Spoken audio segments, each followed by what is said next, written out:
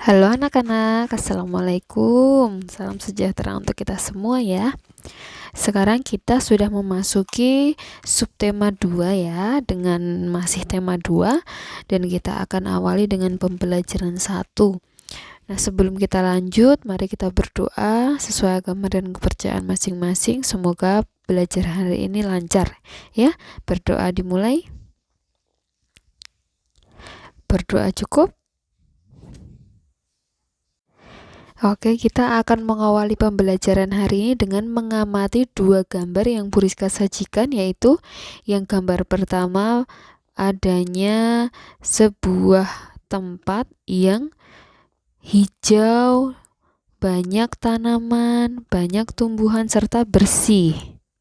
Sedangkan pada gambar yang kedua kita bisa mengamati dalam hunian ini, tempat tinggal ini, asapnya banyak sekali. Sepertinya ini sebuah tempat di mana banyak pabrik berdiri, sehingga kita bisa melihat udara di sekitar pada gambar 2 ini terlihat tidak sehat ya, tidak layak untuk dihirup.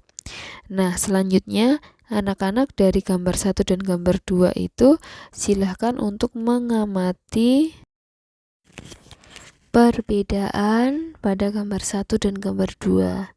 Nah, berdasarkan gambar 1 dan gambar 2, maka anak-anak nanti silahkan menjawab pertanyaan yang sudah Rizka cantumkan dalam video ini. Ada 3 pertanyaan.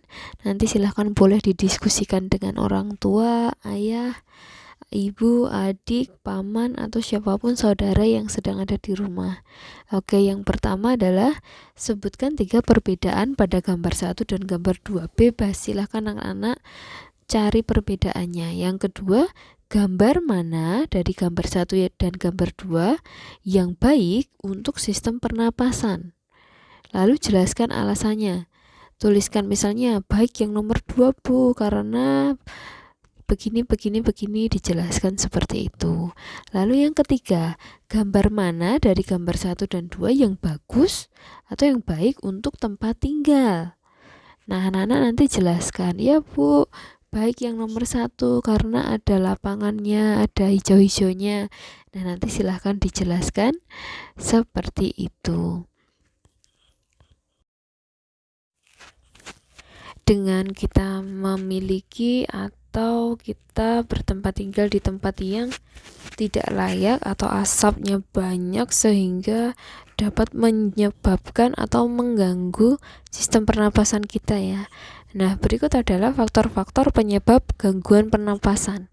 Yang pertama adalah dilihat dari faktor fisik, yaitu adanya kelainan pada organ pernapasan dapat menyebabkan gangguan pernapasan. Misalnya, pada bayi yang terlahir prematur atau dini ya, organ pernapasannya mungkin belum terbentuk sempurna, sehingga ketika bayi itu lahir dapat mengganggu proses dia bernapas atau sistem pernapasannya terganggu.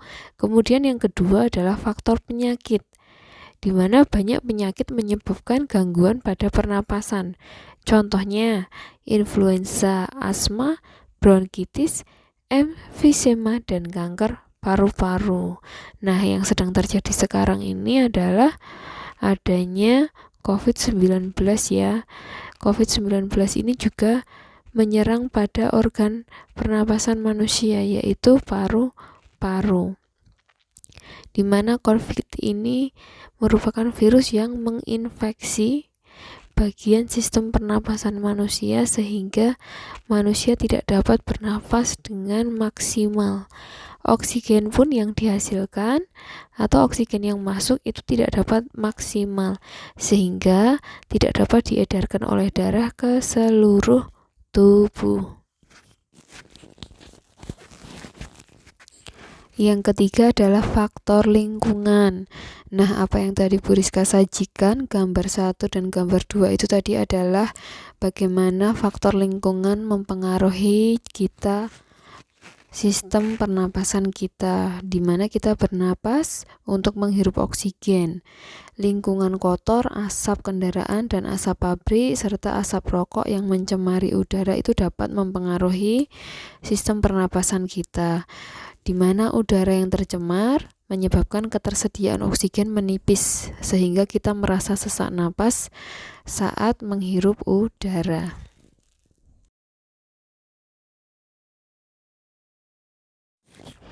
Nah, kita juga harus mengetahui tentang manfaat udara bersih, sehingga kita bisa tahu apa yang harus kita lakukan supaya tersedia udara bersih di lingkungan kita. Manfaat udara bersih yang pertama adalah menyehatkan saluran pernapasan. Polusi udara dikenal sebagai biang kerok atau berbagai masalah kesehatan yang berhubungan dengan pernapasan. Dalam skala kecil, udara yang kotor dapat mengakibatkan sesak napas, batuk, penumpukan lendir di jalan napas, serta radang tenggorokan. Pernahkah anak-anak mengalaminya? Anak-anak batuk karena sering menghirup udara yang tidak sehat, udara yang kotor. Nah, yang kedua adalah menurunkan risiko penyakit kronis.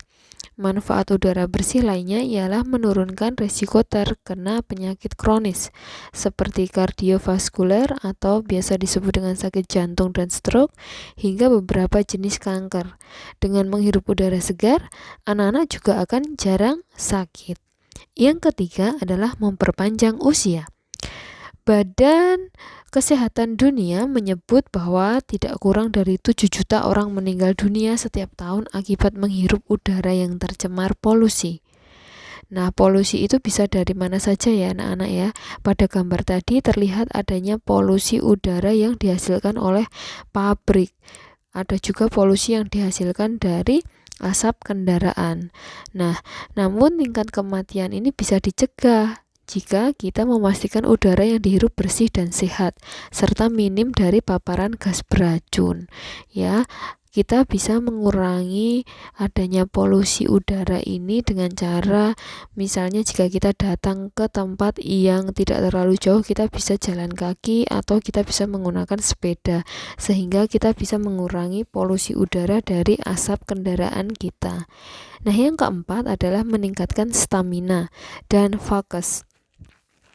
Ketika sudah terbiasa menghirup udara yang bersih, tubuh kita akan merasakan lebih segar dan berenergi, sehingga dapat beraktivitas dengan lebih prima. Nah, tidak hanya itu, udara yang bebas polusi juga akan membantu otak kita bekerja lebih optimal. Jadi, kita akan lebih fokus.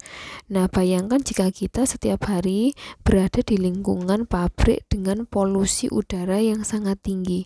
Tentu kita tidak dapat meningkatkan stamina serta fokus kita sering terganggu ya. Kita bernafas udara yang kotor. Nah, kita sekarang juga harus bersyukur anak-anak tinggal di daerah Taman Martani yang mungkin tingkat polusinya itu masih rendah sehingga anak-anak bisa fokus belajar. Nah, yang terakhir adalah memperbaiki mood. Mood itu adalah perilaku di mana kita dapat bersosialisasi dengan baik di lingkungan sekitar, di mana manfaat udara bersih juga akan terasa pada kesehatan mental kita. Kita jadi lebih bersemangat, kita jadi lebih giat dalam melakukan sesuatu. Nah, kemudian membuat mood kita juga lebih baik itu kita merasa lebih bahagia dan tidak mudah stres. Jadi kita dapat merasa lebih bahagia. Nah, baik anak-anak, terima kasih sudah mengikuti pembelajaran Bu Rizka pada pagi hari ini. Semoga anak-anak selalu sehat dan kerjakanlah tugas dengan semangat. Sekian, Assalamualaikum warahmatullahi wabarakatuh.